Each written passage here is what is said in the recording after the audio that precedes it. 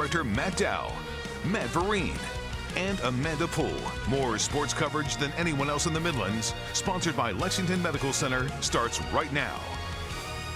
Welcome into Sports Zone, everyone. I'm Sports Director Matt Dowell. Happy Thursday to you. A big night at Colonial Life Arena as the top-ranked South Carolina women's basketball team trying to win yet another trophy. An SEC regular season title on the line. SEC Commissioner Greg Sankey in the house. The Gamecocks, though, down to 9 players again as Camila Cardoso sitting this one out. Team saying she's a little sore after the Georgia game, getting some rest. So cue Ashlyn Watkins, or should we say Swatkins, with the big block. 1 of 3 from the Gamecocks in the first few minutes. Bree Hall here with the jumper, accounting for the first 4 points of the ball game in what was a slow first quarter. te-hina trying to get something going here in the corner, sinking the CLA's first 3 of the night. South Carolina up by 5, and after a slow first quarter, South Carolina stepping up in the second. Chloe Kitts with the steal, open court for the layup. South Carolina with a 10-point lead. Now you saw earlier. How about Tessa Johnson? This 3 from up top, and then it's going to be Raven Johnson going inside to Watkins. She had a double-double tonight with 14 points, 10 rebounds. An 8-minute scoring drought from Alabama was a good thing for South Carolina. Sanaya Fagan shutting them down on defense. It leads to a fast break for South Carolina. Bree Hall with the layup. South Carolina up by 22, and they would be up 33-11 at the half, holding Bama to the lowest halftime score in SEC play this season. And they cruised tonight 72-44 to win their 8th SEC regular season title in the last 11 years. You see some of the celebration from tonight as South Carolina is SEC champions once again. And our Amanda Poole was at this game and joins me now live from Colonial Life Arena, where the celebrations are winding down. Amanda, the Gamecocks once again sit at the top of the conference and claiming this title rather comfortably. Yeah, Matt, it doesn't seem to mess up South Carolina too much when they start these games off sluggishly. No matter how slow that first quarter was, the Gamecocks proved dominant throughout the rest of the game. Starting with that second quarter, South Carolina outscoring Alabama 22-5 in those 10 minutes and leaving them with just 11 points at the break, the lowest halftime score in any SEC game this season. And they also had more steals and blocks combined than points surrendered in that first half. That defense was overwhelming, causing the Crimson Tide not able to come back in the second half. The depth, the defense just suffocating that Crimson Tide team. And Ashlyn Watkins, or Ashlyn Swatkins as we've been calling her because of her blocks in her games, really stepping up in Camila Cardoso's absence tonight. She led the team with 14 points, adding 10 rebounds to that. And then next in scoring was Bree Hall, the junior, seemingly sparking that offense in the first half. So all of this in conclusion to that SEC regular season title being clinched tonight. It's the 8th in 11 years for South Carolina. And after the 2022 national championship, head coach Dawn Staley was very hesitant to call this program a dynasty. But after 8 regular season SEC titles in 11 years, we asked her if she considers this team an SEC dynasty.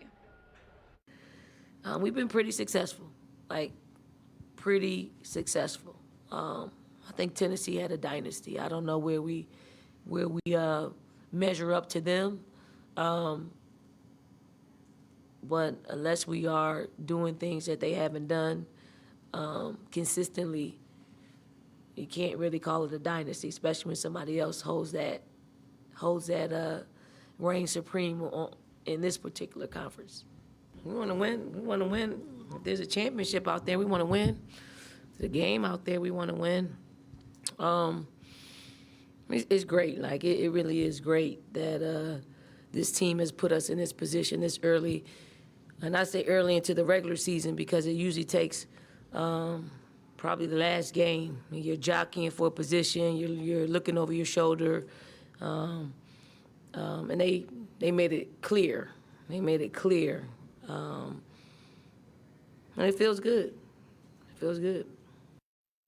The winning feeling never gets old for Dawn Staley, who's getting used to these SEC titles. But Amanda, from the players' perspective, this is the first time many of them have won an SEC title, especially as we get into a new era now that the Freshies era is over. So what was the reaction from the Gamecocks after holding up tonight's trophy?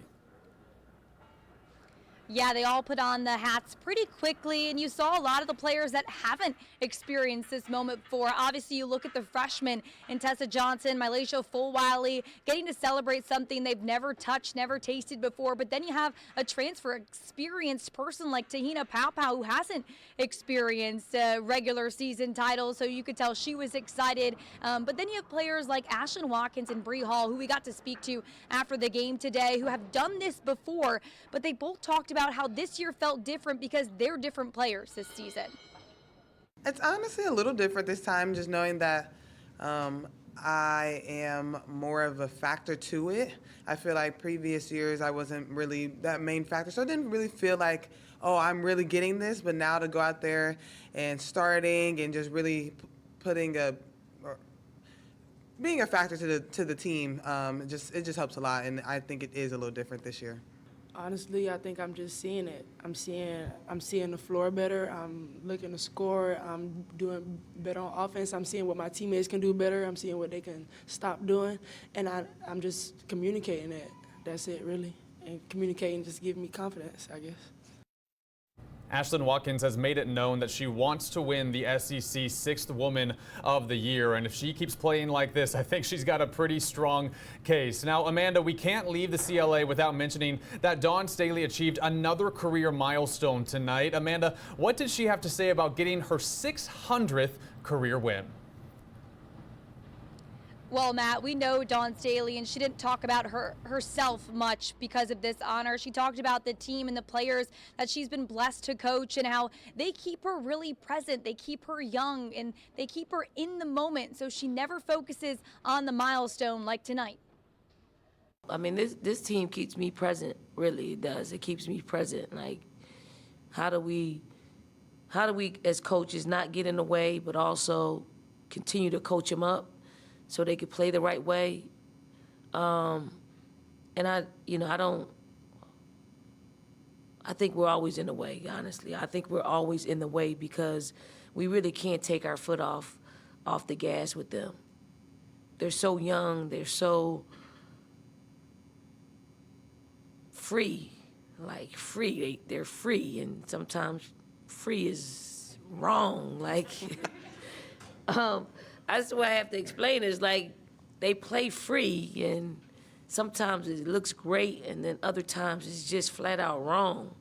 And that is the wrong part is what keeps us up. It keeps us like always on edge to see if this is going to be the team that we started out being in June. Like we're still trying to look for that June team, and they find a way to play above that time and time again. And Dawn Staley was also asked about Camila Cardoso, who we noted was resting today because of all the Brazil travel and then the Georgia game. Dawn Staley said she was a little bit sore, so they didn't want to play her. She was asked if Camila Cardoso would be ready against Kentucky, and Staley responded that yes, as far as she knows, she'll be ready. But if Cardoso's only 80 to 90% ready, they're going to sit her another game. But she says that Camila wants to play and wants to get out there, so hopefully we can expect to see her against Kentucky in Lexington. Yeah, that's good information there. A lot of people wondering about Camila Cardoso's status going forward. Thank you, Amanda. A lot of good sound bites from tonight's press room from Dawn Staley and the Gamecocks. That is our Amanda Poole live from the CLA as South Carolina wraps up another SEC championship. They will be the #1 seed at the SEC tournament in Greenville and will open their season at noon on Friday, March 8th. The South Carolina, though, still with 3 regular season games to go. Until then, they are at Kentucky on Sunday at 3 o'clock. Just one more home game here in the regular season. That is against Tennessee in a couple of Sundays. It's time for a timeout here on Sports Zone. When we come back, we'll get you caught up on the South Carolina baseball team. They're 5-0 to start the year, and we'll look ahead to this weekend's series against Belmont.